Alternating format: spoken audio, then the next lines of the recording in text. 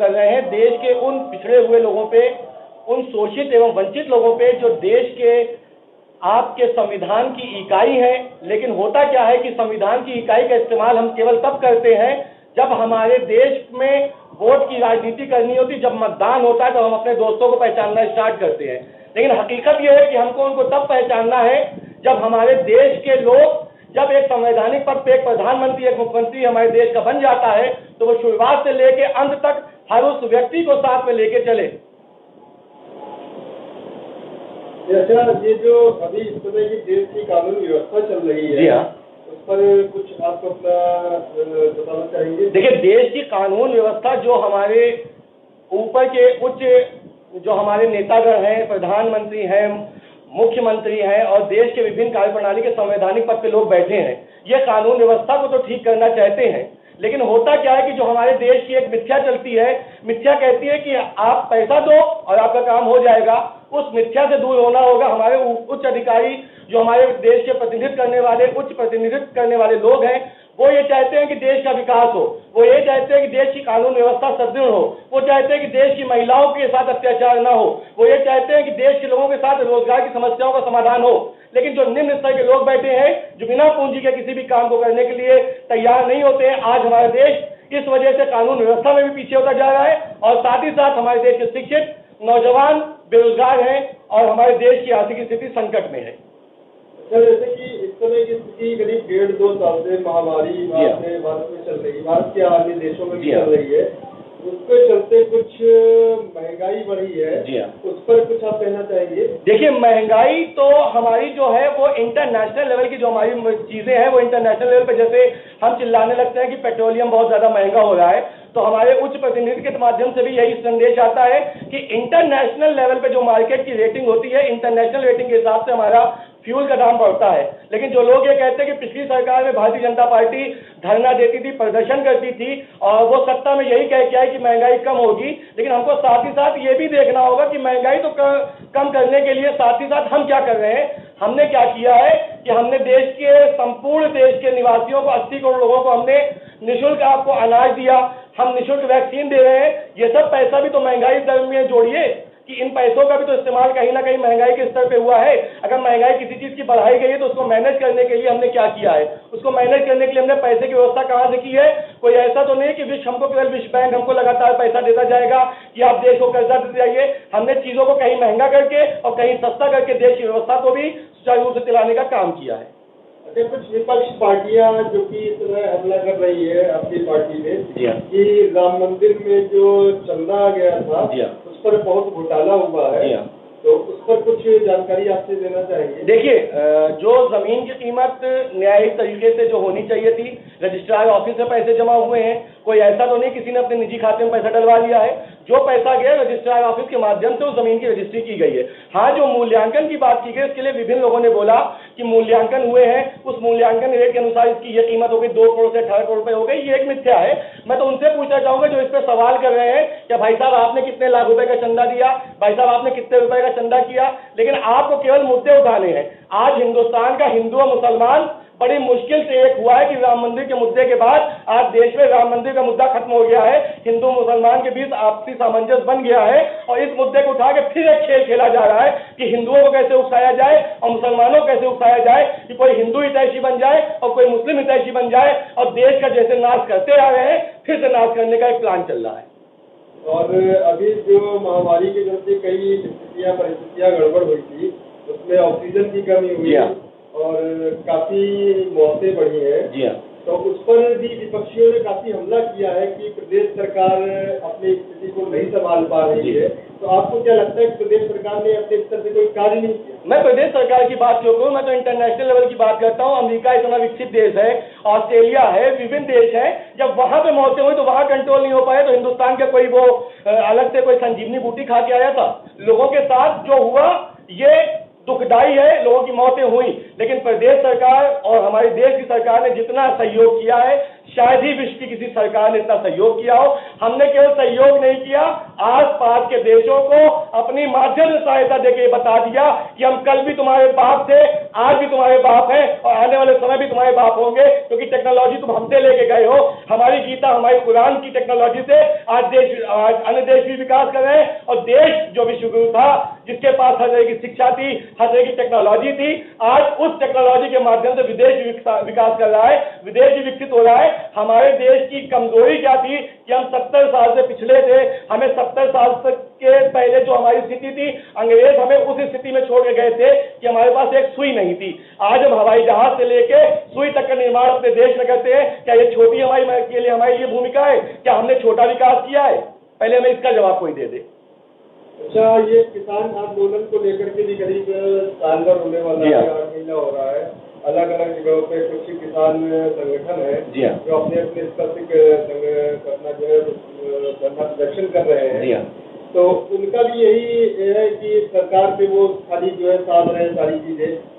तो ये क्या आपको लगता है कि जो सरकार ने किसान आंदोलन के लिए जो जो चीजें निकाली थी वो किसान के हित में है या नहीं? देखिए, चीजें किसान के हित में है कि उसको अधिकार है कि वो अपना अनाज किसी भी मूल्य में बेच सके। लेकिन मैंने पिछली बार भी, जब मैंने कई बार ये चीज बोली कि किसान के लिए बिल्कुल आया है, हितकारी चीजें हैं, लेकिन साथ ही साथ मैंने स्वयं प्रधानमंत्री जी को, मुख्यमंत्री जी को एक ज्ञापन भी दिया था कि किसान की जो महत्वपूर्ण चीजें हैं, जो निजी एकदम चीजें हैं कि खाद, अनाज, ये सब बीज, ये सब चीजों का मूल्यांकन कम कर दिया जाए। अगर इनका मूल्य कम कर दिया जाएगा तो साथ ही साथ किसानों की वृद्धि भी होगी और किसान को फायदा भी होगा।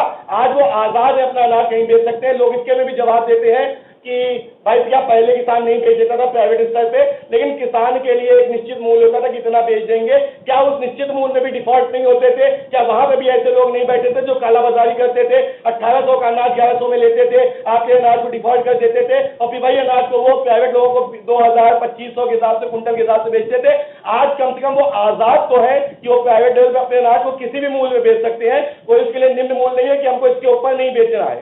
ये एक आजादी है हमारे लिए। और जो किसान आंदोलन के लिए लोग खेल खेल रहे हैं, ये तब कहा था जब सरकार जो है किसी और पार्टी की थी, तब इन्होंने किसान के मुद्दे क्यों नहीं उठाए? ये केवल अपना राजनीतिक फायदा उठा रहे हैं, और राजनीतिक फायदा इसलिए उठा रहे हैं क्योंकि इनका कोई वजूद बचा नहीं है। तो चलो किसानों को, बेचारे वो मासूम से लोग, उनको बहकाया जाए, उनको बलगलाया जाए और अपनी राजनीति से की जाए। और ये सवाल पूछना चाहूंगा कि कोरोना काल चला है, इसमें सारी व्यवस्थाएं चरमरा गई। जी हाँ।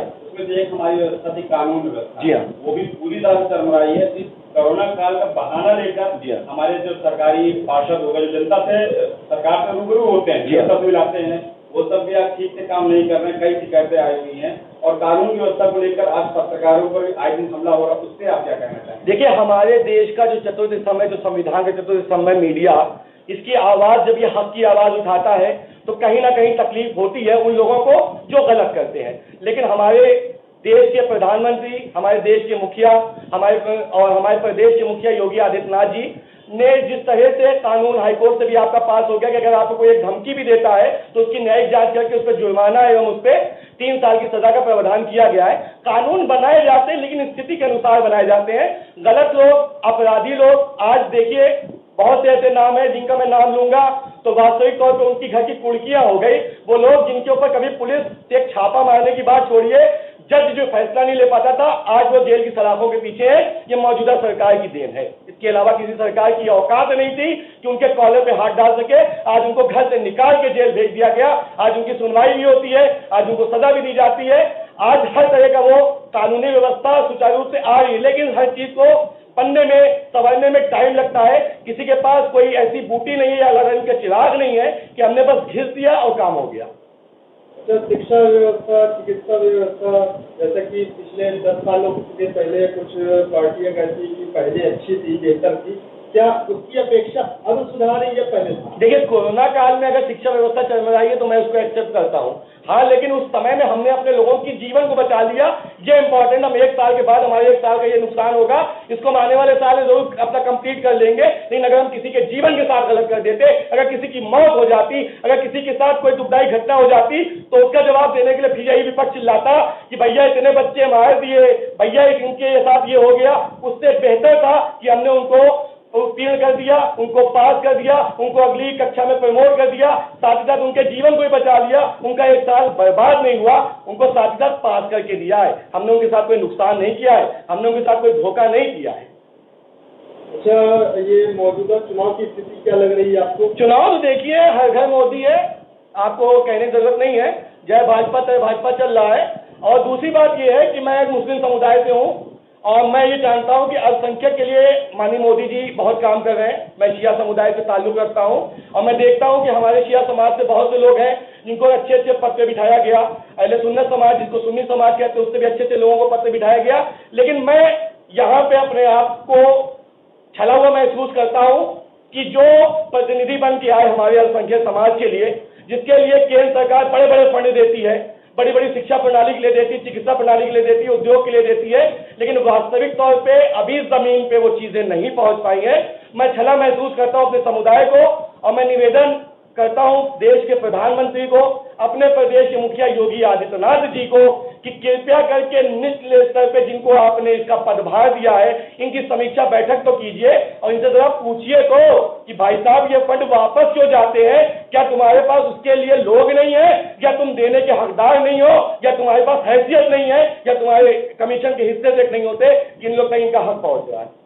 जैसे कि अभी आपने बोला जय भाजपा तय भाजपा तय हो गया है, जी हाँ, होगी, बिल्कुल जीत होगी। अगर कई विपक्षी ईवीएम को लेकर सवाल खड़े किए थे पिछली बार कि अगर इस बार बैलेट पेपर से इलेक्शन होगा तो उसका इलेक्शन की रूपरेखा अलग। भैया बैलेट पेपर पे करवा लो या आदमी को खड़ा करवा के करवा लो या फिर ईवीएम पे करवा लो, जीतना बीजेपी को है।